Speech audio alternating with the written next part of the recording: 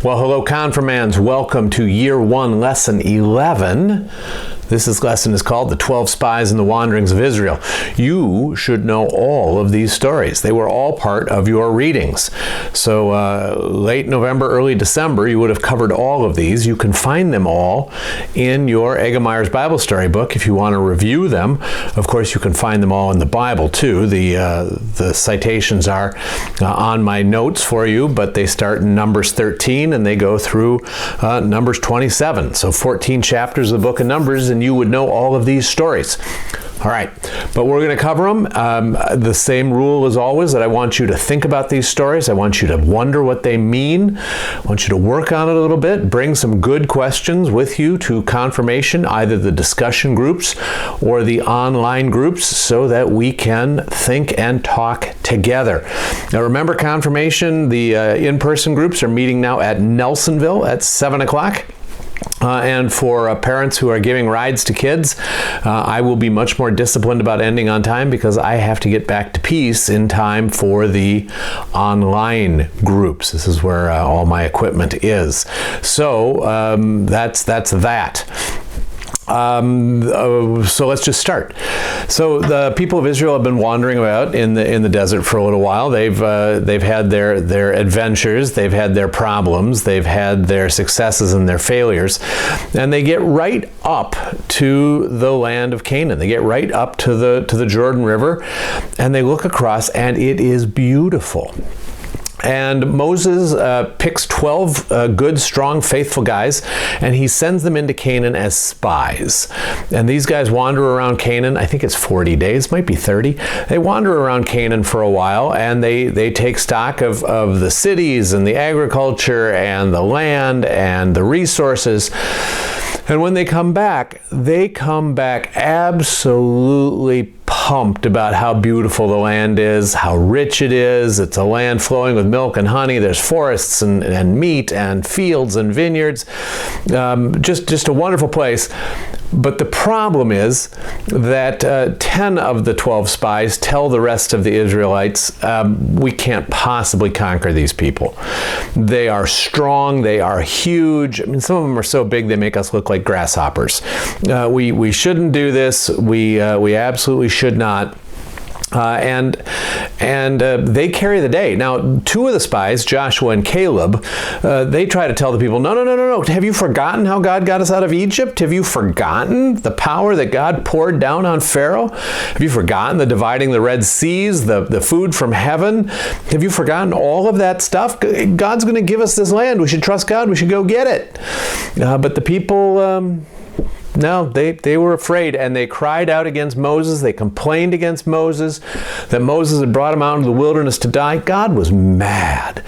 And again, there was this thing where God was thinking about destroying the people and starting over again with Moses and his family. And Moses said to him, don't do this.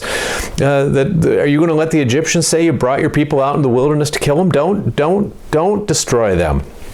So Moses convinced God, and God then said, well, listen, here's the deal. Because these people didn't trust in me, none of them get to enter the promised land. Everyone over 20.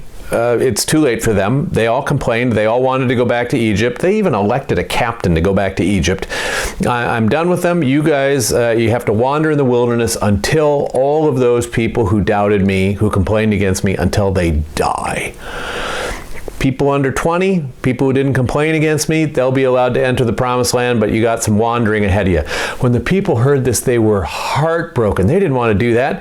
And so they said, no, we'll go into the land. We'll trust God. And they strapped on their armor and they got their swords and they ran off to battle. And Moses is yelling after them, don't do this. God's not with you. And they got destroyed by the Canaanites. The Canaanites just drove them right back out into the wilderness, where they ultimately spent 40 years wandering. All right, so let's talk about that time. Before we do that, the first two words of the phrase that pays this week are success is. Success is. All right, so they're back out in the wilderness, and there was a guy named Korah. And Korah could not figure out why he wasn't in the big chair. He said to himself, you know, I'm a Levite just like Aaron. I'm every bit as good as Aaron. I'm every bit as articulate as Aaron. I should be in charge. I should be the high priest. And he found a couple of friends who thought that they were just as good and smart as Moses, and they started talking smack about Moses and Aaron around the camp, and they quickly put together 250 very dissatisfied, disaffected people who wanted to challenge Moses and Aaron for leadership. They brought this to Moses, and why are you better than us? You're not better than us. I should be in charge. Why should you be in charge? And Moses and Aaron, they prayed. They were so sad because they knew that they hadn't chosen to be in charge. God put them in charge. And that this was really a problem, that these guys were arguing not against them, but against God. And you know, I mean, there's twists and turns, and you can read it in your story, but it comes to a head where Moses goes to this gathering where there's 250 of these people who are opposed to him, right? Korah and these other guys, and he says to the people, stand back, because God is going to show you now who's in charge and who's not. If God has put me in charge, let the ground open up and swallow these guys. And there was a fierce earthquake, and the ground split open, and those people all fell into the gap to their death. And the people noticed. And after that, very few people wanted to challenge Moses for leadership. Oh, they still complained a lot. We'll get to more of those stories. But, you know, first we should do the next two words of the phrase that pays, not final. Not final. At any rate, there were some other people, you know, who wondered who was in charge and why they were in charge. And, you know, people who thought in their secret hearts that maybe they should be after the whole falling into the earth thing. They didn't say it much. But God commanded Moses to talk to the leaders of each of the 12 tribes. Each of these 12 tribes, the leader of the tribe should take his walking stick, and he should put his name on it, and he should bring it to the tabernacle. And then Moses took Aaron's walking stick and wrote Aaron's name on it, representing the tribe of Levi. And they brought all 12 of these walking sticks into the tabernacle, and they left them overnight. And the next morning, Aaron's had blossomed, like it was still connected to a blossoming tree. None of the others had. And Moses brought them all out to show the people and said, you know, this is God's choice, that Aaron and I are in charge, that we're leaders. And the people looked at those staffs and they said, yeah. And so Aaron's staff was kept in the tabernacle from that time on. Now, they're wandering in the wilderness. They're trying to find their way. They've got nothing to do but eat and drink and wait and die. And they came to a place called Meribah. And at Meribah, there was no water. And the people complained against Moses. They'd complained against God. You know, why are we here? It would be better in Egypt. We should go back to Egypt. And Moses was fed up. And he went to God and he said, these people are really on my nerves. And God said, yeah, tell you what, there's a rock over there. Just go talk to the rock and I will make water come out of it. I'm going to take care of these people. But Moses was mad, and he grabbed a staff, and he went to the rock, and he said to the people, how often do I have to do this for you? And he smashed the rock with the staff, and water flowed out of it, and God was unhappy with Moses and Aaron. He said, now that you didn't do what I told you to do. Now the people are going to think you gave them the water instead of me. I'll tell you what, here's the consequence. You don't get to go into Canaan either. You don't get to enter the promised land either. The next two words of the phrase that pays, failure is. Failure is. At any rate, you know, the people then continued to travel around.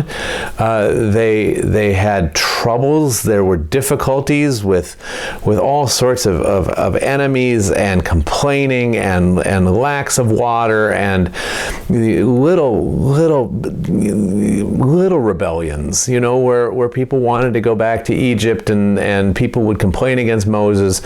And the whole thing was just painful and just awful that these people could not trust, could not learn to do what God wanted them to do, which was to trust Him, to believe in Him, and to accept His grace. The next two words of the phrase that pays, not fatal. Not fatal. At any rate, as they moved around and the complaining reached a new fever pitch, God needed to punish them. Remember, punishment is to fix us, to set us free, to help us become something better.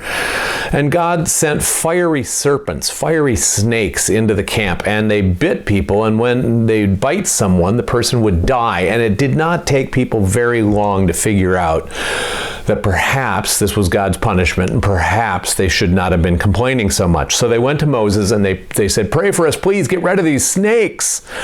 And God said to Moses, "No, I'm not going to get rid of the snakes.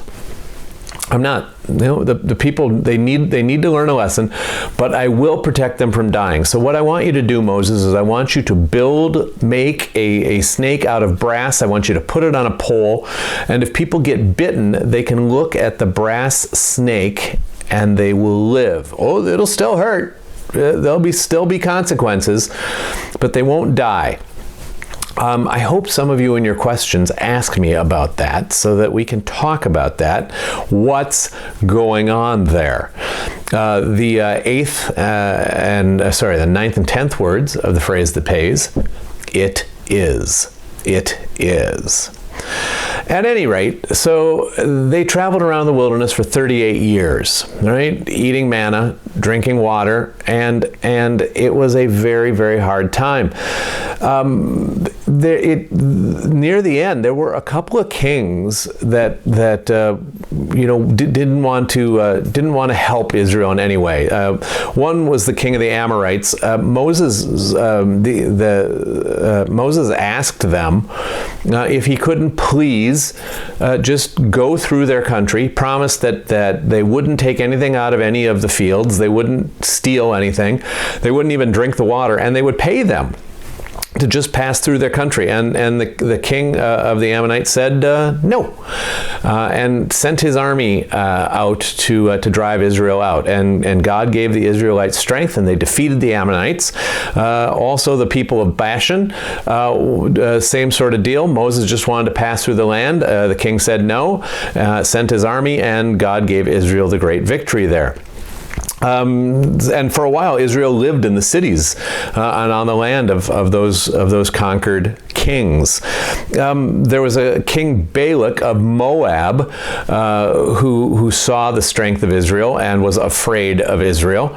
And so Balak sent for a wise man, a magician named Balaam, to come and curse Israel. Balak had heard that anyone Balaam cursed would be cursed, and anyone Balaam blessed would be blessed. And so he brought Balaam to curse Israel. And it's a long story. It's an involved story. That first Balaam didn't want to come because God told him not to go, and then he finally did agree to come because God told him he could, but God sent him this really odd warning that he should be careful and he should only say what God told him to say. At any rate, when Balaam gets to Balak, Balak takes him up on a mountain overlooking Israel. Balaam has Balak build 7 altars and offer sacrifices to the true God, and then instead of cursing Israel, he blesses Israel. King Balak is mad. Oh, he's mad. And he says, this is not what I brought you here to do. I want you to curse them. And so he tries again the next day. Another high point, 7 more altars. And again, Balaam blesses Israel. Balak is furious. Balaam says, "Look, I told you I'm only going to say what God wants me to say. Why do you keep putting me up on mountains with something to say?" But Balak tries the third time. Balaam again blesses Israel, and Balak is just crazy mad. Balaam wants to get back into the king's favor, right? He's blessed Israel 3 times. He knows that God has chosen Israel. But Balaam says to Balak, "Listen, if you can get those people to worship idols, God won't bless them anymore. God won't be with them anymore. You don't have anything to fear for them then." And so Balak thought that was a great idea, and he started sending young people into the Israelite camp, young men, young women who dated, and some of them who married the Israelite young people, and these Moabite young people would encourage the Israelites to bow down to their foreign gods, their idols, and God was great greatly displeased by this. Moses figured out what was going on. Moses actually put all of those people to death that had bowed down to other gods. And there wound up being a big battle between Moab and Midian and Israel. And in that battle, Balaam was killed because he had advised King Balak how to trick Israel out of God's favor. I think we ended up with it is. So let's do a few more words of the phrase that pays. All right, we're going to do 4 words here.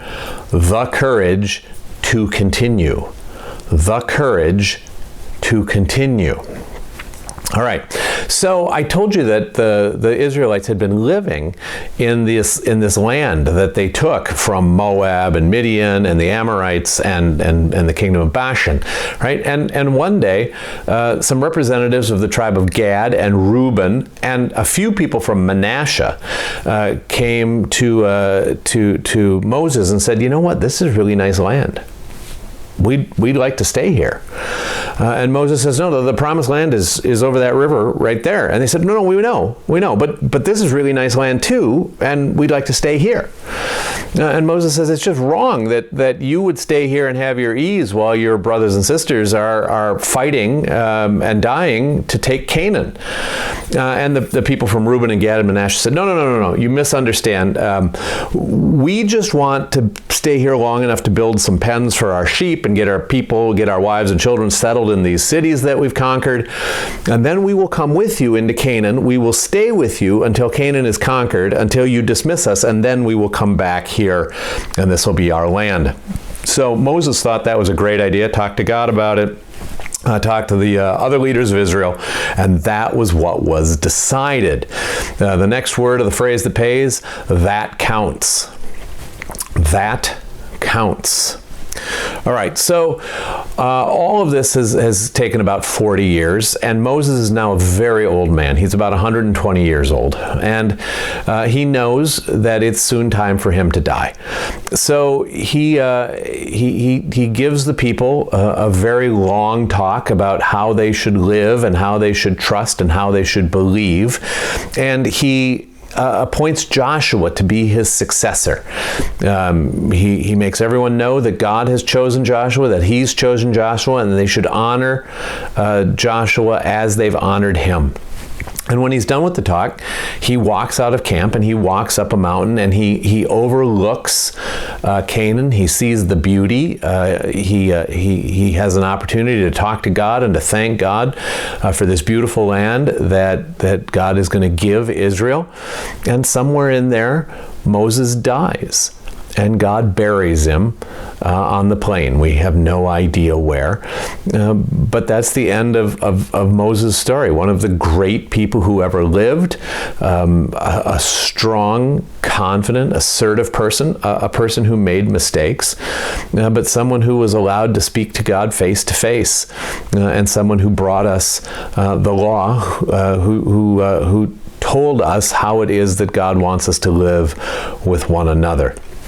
It should let you know that the phrase that pays today comes from Winston Churchill, the wartime Prime Minister of Great Britain during the Second World War, and that's part of the phrase that pays too. So I'm glad to have this opportunity to talk to you. I'm looking forward to your questions, to our conversations.